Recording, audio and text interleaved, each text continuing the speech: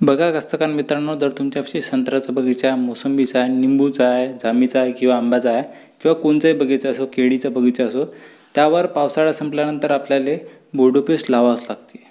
बोर्डोपेस्ट आपण काऊन लावतो? कारण की जर झाडाला काही घाव झालेला असतो किंवा बुरशीजन्य रोग झालेला असतो, त्यासाठी हे चांगलं आहे. आणि त्यासोबत डिंक्या रोग आहे. आणि आपण पावसाळा झाल्या बोर्डोपेस्ट लावायच्या अगोदर आपण जे संत्रा झाडाला येडानिंबूच्या फांद्या निघतात खालून, त्या कापून टाकतो, तर तिथे घाव होतो. तर त्या घावाला लवकर बसण्याकरिता आणि त्यासोबतच त्याच्यावर बुरशीजन्य रोग नाही झाला पाहिजे आणि उदयी लागल्या नाही पाहिजे, त्याकरिता आपण इथं बोर्डोपेस्ट लावतो. आणि बोर्डोपेस्ट लावल्यामुळं हा एक फायदा होतो की त्याचे फांद्या निघालेल्या आपण कापून टाकतो, त्या पुन्हा निघत नाही, कारण की आपण बोर्डोपेस्ट लावलेलं असते. तर असे खूप सारे याचे बोर्डोपेस्टचे फायदे आहे. तर झटपट बघूया आपण की बोर्डोपेस्ट कशा प्रकारे लावावं लागते. बोर्डोपेस्ट लावासाठी तुम्हाला सर्वात पहिलं काय करावं लागेल? झाडाचा खोड सप्पा करून घ्यावं लागेल. तर झाडाचं खोड सप्पा कसं करायचं ते इथं सांगून देतो तुम्हाला. तुम्हाला सिंपल काय करायचं आहे, झाडाच्या खोडाला काही घाव झालेला असेल किंवा डिंक्याचा प्रादुर्भाव असेल तर काही थोडेसे सुकलेले त्याच्यावर पोपडी दिसते, खोड दिसते, ते तुम्हाला वाढलेलं काढून घ्यायचं आहे. जसं आपल्याला कसं एखादा जखम झाली तर आपण त्याला सर्वात आधी साफ करतो, त्याचप्रकारे आपल्या झाडाचा पण घाव झालेला आहे, त्याला आपल्याला पहिलं साफ करावं लागेल. ते पूर्ण असं वरतून थोडंसं गोटा घेऊन खुरीदून टाका. अवजार नका घेऊ, कारण की जर तुम्ही काही अवजार घेतलं तर ते जे आहे डिसइन्फेक्ट करून दुसऱ्या झाडाला वापरावं लागतं तुम्हाला. पण तुम्ही करणार नाही ते, मला पण माहीत आहे, म्हणून एखादा गोटा घेऊन घ्या, अनिदार गोटा घ्या आणि ते थोडंसं कुर देऊन ते पूर्ण सप्पा करून घ्या.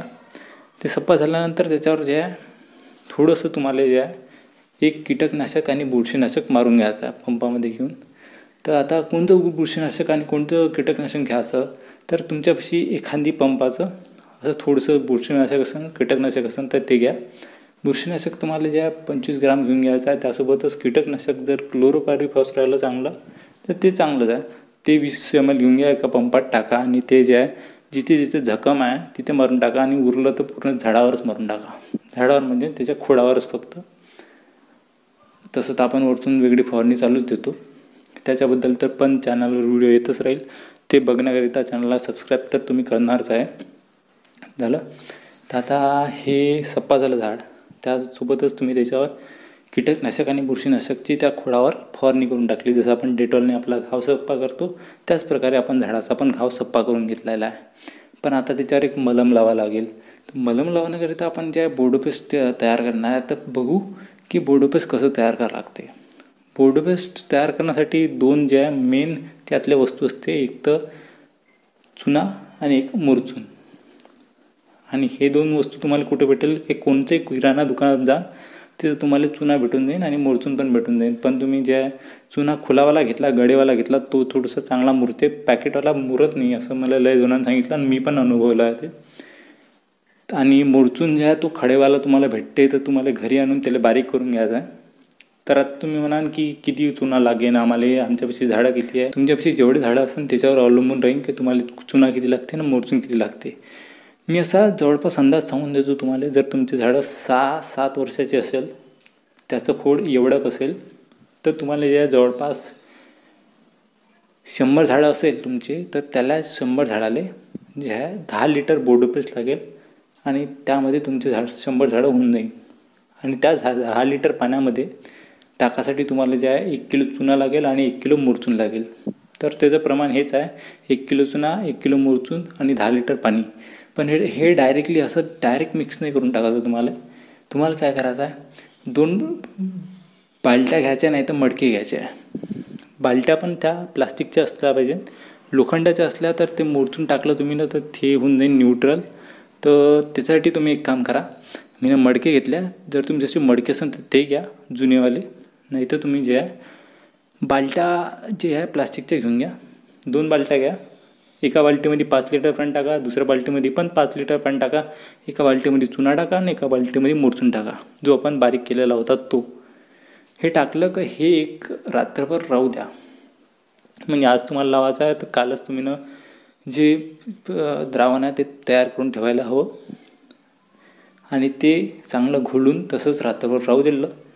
त्यानंतर तुम्ही ज्या दुसऱ्या दिवशी एक तिसरं भांडे घेतलं, त्यामध्ये थोडं चुना टाकायचा. 1 लिटर चुना टाकला की 1 लिटर मोजून टाकायचं आणि ते मिक्स करू पूर्ण एका ह्याच्यात मिक्स करून घ्यायचं. आणि त्यामध्ये जे आहे 20 ml क्लोरोपायरीफॉस टाकून द्यायचं, जेणेकरून जे खोडअळी असते ते पण त्याच्यानं मरून जाईल. तशी आपण पहिलं फवारणी मारलीच होती, पण ते बरोबर बसली नसेल तर ह्याच्यामुळं आपलं खोड साफ होऊन जाणार. तर हे जे आहे हे 3 वस्तू घेऊन घेतलं तुम्ही. तर आता ह्या 3 वस्तूपासून आपलं बोर्डो पेस्ट तयार झालेला आहे. पण हे तुम्हाला लावायच्या अगोदर याची pH टेस्ट करावी लागेल. pH टेस्ट एक साधी टेस्ट आहे, जेणेकरून आपल्याला माहीत पडते की हे सोल्युशन ॲसिडिक झालं आहे का नाही झालं आहे. जर ॲसिडिक नाही झालेलं असेल तर आपलं जे आहे सोल्युशन चांगलं आहे आणि तुम्ही झाडाला मारला तर त्याचे तुम्हाला फायदेच दिसेल. जर ॲसिडिक झालं असेल तर त्याचं नुकसान होईल. आणि ॲसिडिक जागेवर राहण्यासाठी आपल्याला फक्त त्याच्यात थोडंसं चुना जास्त टाकावं लागते, जेणेकरून ते आपोचल्या जागेवर येऊन जाईल आणि झाडाला फायदा करेल. तर ते पाहण्यासाठी आपल्याला काय करायचं आहे, एखादी लोखंडाची वस्तू घ्यायची आहे आणि हे 10 लिटर बोर्डो पेस्टमध्ये टाकून द्यायची आहे आणि हे असंच 5-10 मिनटं राहू द्यायचं आहे. त्यानंतर तुम्हाला ते लोखंडाची वस्तू काढून पाहायची आहे. जर ते झंगाटली असेल तर हे थोडंसं ॲसिडिक झालं आहे आणि ॲसिडिक झाल्यामुळे तुम्हाला याच्यात की थोडंसं चुन्याचं पाणी टाकून द्यायचं आहे.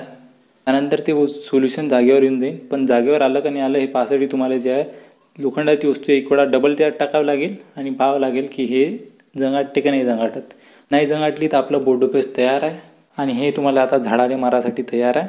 तर ही कांदी पेंट मारायचा ब्रश घेऊन घ्या, त्याच्यानं तुम्ही तुमच्या झाडाला मारून टाका. आम्ही तसेच मारतो, डायरेक्ट हात नका टाकू, चुन्यानं हात फुटते ते तुम्हाला माहीतच आहे.